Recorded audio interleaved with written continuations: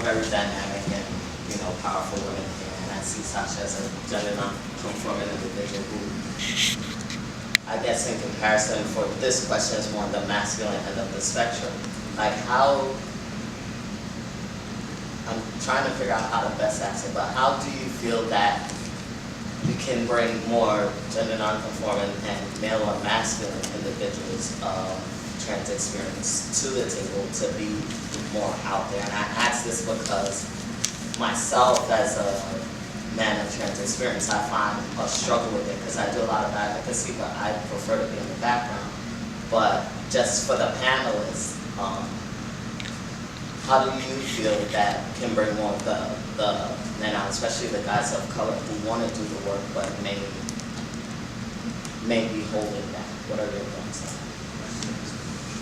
I mean, part of it has just been actually creating space for us to do that. And I feel like, through some of the Black trans media events we've been doing, and there's also like Black trans men support groups and things like that, I feel like people are trying to create spaces, more spaces for that. I feel like oftentimes a lot of folks are just very isolated and go through their experience without community. And one thing for me I feel like that has shifted that has been the internet, and literally having a place, having groups where I know hundreds of Black trans men online, and some of those individuals don't have anybody in their geographical community who's with them. Online we're thousands deep, and there's a place, but I think it's hard for people in their community, in their neighborhood, to find support. And I do think there is a level of invisibility around trans leadership of trans masculine people. I think there is a lot of leadership and there is a lot of things folks are doing, but it's just not necessarily seen in the same way or given maybe the same importance as some of the other organizing. And I think part of that is it has to come from the community as well. And I've sat in rooms with Black trans masculine folks and trans masculine folks of color, many who I think didn't realize that there was a place of leadership to step into, and that was something that was required or needed, I think part of it is we have to getting us together, and having been kind of building with folks the last couple months and trying to get, not just trans masculine folks, but actually just Black trans people together, because it's also the trans women spend time together and the trans men spend time together, but it's so powerful when we spend time all together, right, and have a place to really support each other in our leadership, and so I feel like it's just, we need to be asking that of each other, I think, as trans masculine people, and actually also honoring that is happening and supporting the spaces that is happening, because there's always this feeling oh, it's not happening, oh, we're not organizing, but people are, and it further invisibilizes the fact that people are actually doing that work, and it's more we just need to connect to each other and have more platforms where we, have more visibility and, have that kind of relationship to each other. But I think it's happening. There's Black trans men advocacy out of Texas, which is huge. They have the conference. This is the 3rd year, right, that they're organizing. So I think Brown Boi Project is something that I'm part of and other folks are a part of. Some folks might know them. Out of Oakland, they organize with trans masculine center folks. So but I think it's something that maybe hasn't been as visible. Brown Boi Project's only been around for maybe 4 or 5 years. And so we're starting to see, I think, more of an emergence of trans masculine folks of color. And I think a lot of it has to do with oppression and the fact that we were women of color for most of our lives, many of us, and didn't have a lot of power, didn't know how to step into our power. At least for myself, that was something that I think I had to deal with a lot in terms of understanding that I am a leader and I can hold leadership, and that all of the impressive things that I was taught as a young woman or a person or a lesbian or anything that I was is not true. And I think then there's also the kind of competition or kind of just who's gonna take the lead, who's gonna do that. Maybe there's some resentment in the community when certain people do that, so I think we just need to get together. We need to be in space together and just have these real conversations with each other. And I think it's starting to happen, but it needs to be more visible. Awesome. So, he's that same, but he's in the background. He's one of the co-founders. We are the owners of CK Life. We are the individuals who run our clinics and have the only 2 specific transgender clinics. You would not see L, the G, nor the B, but 2 specific clinics that actually assist individuals with surgeries and whatever the case may be. And it's so visible, and we are the only group or support educational space in New York City that has a co-ed group. When people talk about, oh, but they're going to trans person, you will come in and see men and women. It's nothing discussed about trans, but it's discussed about your true life, the real things you're going through. And they're not separated. Women is not on one side and men on another side. We're all mixed together. And that's where our mission and vision comes, where communication life is concerned. So we're doing that, Sasha.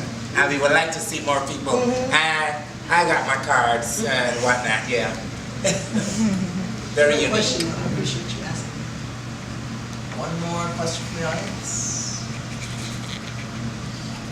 This question is more for Sasha, but I notice in a lot of trans spaces, it still feels, kind of binary sometimes, where like this is the trans woman group and this is the, trans men group. And so I find it really interesting and amazing that you're here right now, as a gender non-conforming person. And I just want to know, like, how do you create spaces that are more accommodating to, non-binary people and helping them to get more involved? Because sometimes it often feels like, you don't belong in that space, because like You have to pick a side. yeah, you have to pick a side, or like, I don't have the same issues. I'm not transitioning in that particular way, or this talk is not about the type of thing that I'm going through, and maybe I feel often like an ally in a room full of trans folks. You know what I mean? When I'm kind of also not. No, I think I'm like reminded of we are the ones we've been waiting for, and I feel like I haven't been able to find those spaces either, which is why I've been an organizer and been trying to build with other folks, because there's not a lot of spaces, I think, for folks to talk about just being trans outside of being male or being female and what that journey looks like. And I think, that's one of the things I've been trying to do with Black trans media. People keep asking me, is it trans male? Is it trans? And I'm like, it's trans. It's for trans people. And when we hold events, they're for trans people. And there's no assumption made about where you're at or if you had this or where you should be. And if anything, it's really about, I think, creating spaces where we're pushing back against that.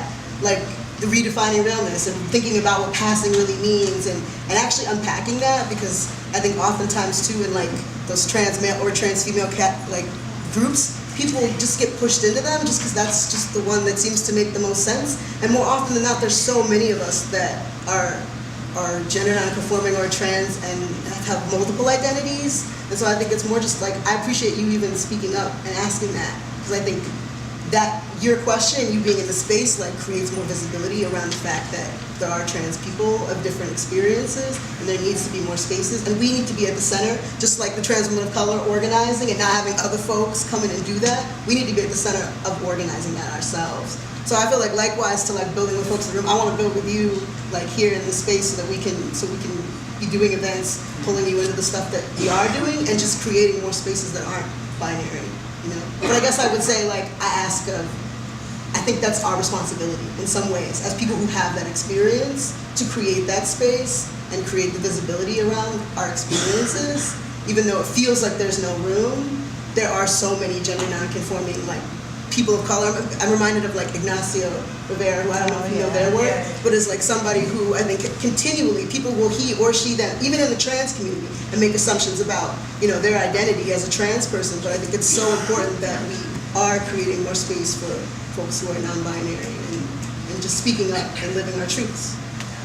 Folks are Thinking back on what Sasha just said, I'm the creator of a group in a support group when I was working in Jersey, this LGBTQ organization called Hudson Pride Connections. I came up with a group and the concept of Trans View. The group is called, the support group as well as the program was called The Trans View. Because our views as being trans individuals are typically different from a cis female or cis male's viewpoint. And it was all inclusive. Even though I was told we were not supposed to do that, we're trans females, we can't know. And this was done by someone who is LGB, but not living the trans experience. They were trying to put limitations on me. But I said the trans view is all encompassing.